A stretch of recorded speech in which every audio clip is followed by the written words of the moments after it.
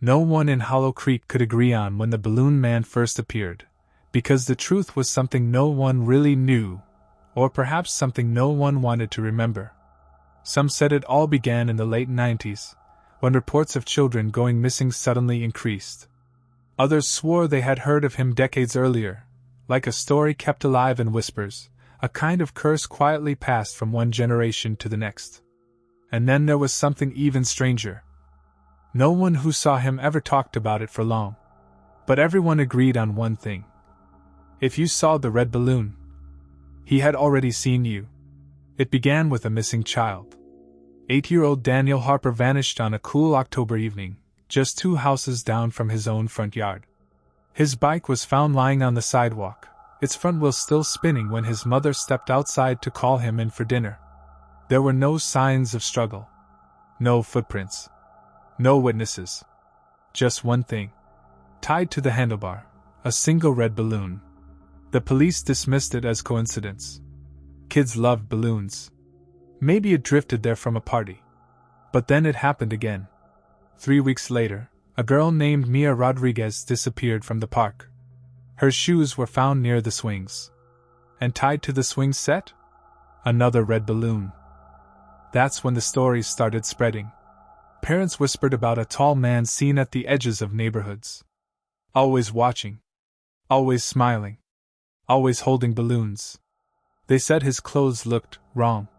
Like something out of another time, faded suspenders, a long coat that moved even when there was no wind. And his face. People couldn't describe it properly. Not because they didn't want to. Because they couldn't remember it. By the time the 3rd child went missing, the town gave him a name. The Balloon Man. Years passed. The disappearances stopped. Or at least, people stopped talking about them. Hollow Creek learned to bury things. To pretend. To move on. Until the night Emily Carter saw the balloon. Emily had just moved back to Hollow Creek after college. Her mother had fallen ill, and she needed help around the house. She hated being back. The town felt smaller. Quieter. Like it was holding its breath. But nothing felt more wrong than the silence at night. No dogs barking. No crickets. Just stillness. It was around 2:13 a.m. when she woke up. At first, she didn't know why. Then she heard it. A faint tapping sound. Tap, tap, tap. Coming from outside her window. Emily sat up slowly, her heart already racing. Her room was on the 2nd floor. There shouldn't be anything tapping at her window. She turned her head. And froze. Floating just beyond the glass was a red balloon. It bobbed gently in the air, as if someone were holding it. But there was no one there. Just darkness. Emily stared at it, unable to move. Then, the string twitched. Her breath caught. Because something was holding it. Something she couldn't see. The balloon slowly drifted downward, disappearing from view. Emily didn't sleep the rest of the night. The next morning, she tried to convince herself it was a dream. Stress. Exhaustion. Her imagination playing tricks. But when she stepped outside, she found it. A red balloon. Tied neatly to her front gate. That's when she remembered the stories. The missing children. The balloon man. Emily tried to leave town that day. She packed her bags, told her mother she needed a break. But as she drove toward the highway, her car died. Right at the edge of Hollow Creek. The engine wouldn't start. Her phone had no signal. And when she looked in the rearview mirror, she saw him. Standing in the middle of the road. He was tall. Too tall. His limbs hung slightly longer than they should, like they didn't quite fit his body. His coat dragged along the ground. And in his hand, a cluster of red balloons. Emily's breath fogged the glass. She blinked. And he was closer. She didn't see him move. Closer again. Her door handle rattled. Emily screamed and threw herself out of the car. Running toward the woods. Branches tore at her skin. Roots tripped her feet. But she didn't stop. She couldn't. Because behind her, she heard it. Footsteps. Slow. Calm. Unhurried. Like he knew she couldn't escape. After what felt like hours, Emily stumbled into a clearing. In the center stood something that made her blood run cold. A rusted playground. The swings creaked softly in the wind. The slide was stained dark with age.